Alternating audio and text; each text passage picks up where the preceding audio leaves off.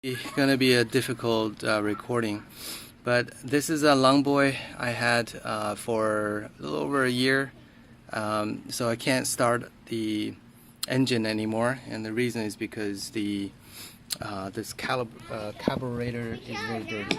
So the oil I left it inside, right? So anyway, so this is the reverse recording. So the first, actually, you would take out the filter. You will remove the filter and then remove the housing. First of all, actually, before you do all of that, you make sure you disconnect the spark plug, and then that would expose the carburetor. This thing is the carburetor, which allows the fuel to go in from one end, and then to filter it, and then send it over to the engine, which is over there. Okay, so the way how you will do that is you will actually disassemble it. There's a screw underneath that is half an inch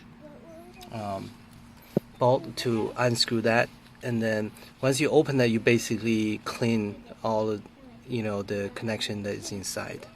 So okay, so I'm gonna pause now and then record after I install this. So there's a bolt right here. That's a tiny bolt. You have to unscrew that basically to release this carburetor, and then there are 1, 2, the big bolt right there, 1 and 2 right there. I'm gonna install.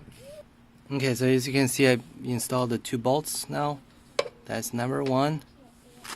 And that's number 2, and they use a 3/8 size.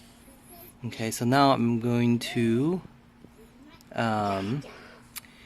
connect this fuel line actually to this connection right there that will basically inject fuels in there, and then I'm gonna connect the spring right here and then the spring right there to make sure the tension is there.